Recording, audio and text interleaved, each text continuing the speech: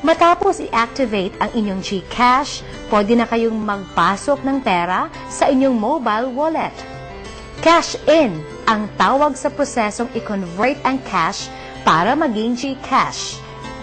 Pag nag-cash in, ang pera nyo ay papalitan ng GCash na papasok sa inyong cellphone na mayroong mobile wallet. Ang GCash sa cellphone nyo ay maaari ring ipadala sa cellphone ng ibang GCash subscribers. Kung walang cellphone ang padadalhan ng pera, pwede ring magpadala ng GCash mula sa inyong cellphone para sa account ng inyong padadalhan sa pamamagitan ng cellphone ng accredited rural bank. Ipapasok ng bangko sa deposit account na pinapadalhan mo ang GCash na natatanggap nila mula sa iyo. Ang pinadalhan nyo ay pupunta sa rural bank kung saan nandoon ang kanilang deposit account upang mag-withdraw ng inyong pinapadalang pera. Para mag-cash in sa Globe Accredited Rural Bank o GCash Partner Outlets, kumpletuhin ang mga sumusunod na hakbang. Kumpletuhin ang GCash Service Form. Ipasok ang mga sumusunod na impormasyon. Sariling pangalan at mobile phone number. Pangalan at mobile phone number ng tatanggap ng GCash. Ilagay ang sarili niyong cellphone number kung ito ay tatanggap ng GCash sa halip na ibang cellphone number. Magpakita ng valid ID. Bayaran ng service charge kung meron. Ang gagawin ng taong magpapalit ng cash upang maging GCash ay titingnan ang inyong mga IDs. Kukolekta ng bayad sa service fee kung meron. At ipapadala ang GCash diretso sa inyong mobile wallet o mobile phone ng inyong gustong padalhan. Kayo ang inyong pinadalhan ay makakatanggap ng text na nagpapatunay na ang GCash ay pumasok na sa mobile wallet ng inyong pinadalhan. Para sa iba pang mahalagang banking instructions, heto pa ang magandang balita. Pwede nyo nang gamitin ang inyong mobile wallet para mag-deposit at mag-withdraw mula sa inyong bank account. Bukod dito, pwede na ring magbayad ng loan sa bangko o magbayad ng inyong bills. Ang inyong GCash ay pwede na ring maipagpapalit ng load na gamitin na pang-text o pang-call dahil mas matipid ito. Kailangan ba ninyo ng cash? Ipagpalit lang ang inyong GCash sa cash.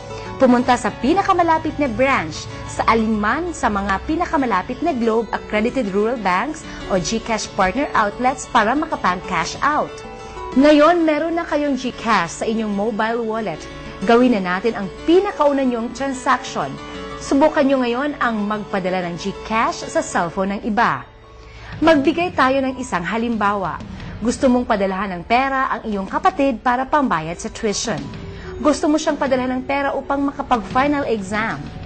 Pumunta sa Globe Services Plus at piliin ang My Favorites. Sumunod, piliin ang GCash.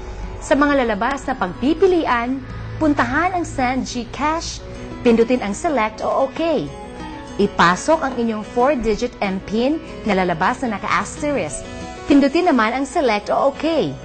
Ipasok ang cellphone number ng iyong kapatid na dapat ay rehistrado rin sa GCash. Ipasok ang halaga ng GCash na gusto mong ipadala. Maaari kang maglagay ng mensahe pag lumabas ang message. Sa ilang saglit lang ay makakatanggap kayo ng text na nagpapatunay na ang GCash ay pumasok na sa cellphone ng inyong kapatid. Ang kapatid ninyo ay makakatanggap rin ng text na nagsasabing nagpadala kayo ng GCash sa kanya. Sa text na natanggap ninyong dalawa, pareho ang reference number na nakasaad sa confirmation message. Piso lang ang mababawas sa iyong load sa bawat pagpapadala ng GCash. Oras na matanggap ng inyong kapatid ang GCash, pwede na siyang magpa-cash out. Para mag-cash out, pupunta lang ang iyong kapatid sa pinakamalapit na Globe Accredited Rural Bank o ibang GCash Partner Outlet. Dito ay bibigyan siya ng mobile number na kung saan niya ipapasa ang halaga ng GCash na gusto niyang ipa-cash. Hintayin din ng kapatid mo ang karagdagang instructions na sasabihin ng bangko o GCash outlet sa mga katulad nitong transaction. Matapos nang ipadala ang GCash, siya ay tatanggap ng message na matagumpay ang pagpasa niya ng GCash sa cellphone ng GCash outlet. May text din na papasok sa cellphone ng GCash outlet. Pareho ang reference number na makikita sa confirmation message ng dalawang cellphone.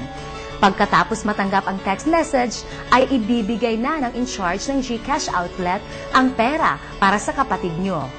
Ang pera na matatanggap niya ay babawasan ng service fee na 10 pesos o 1% lang kung alinman ang mas mataas na halaga. Kahit malayo ang inyong kapatid, parang nandun ka na rin para sa kanya. Iba na talaga ngayon ang ibig sabihin ng SMS, hindi nilang short messaging service. Ang SMS ngayon ay nangangahulugan ng send money, make money, and save money.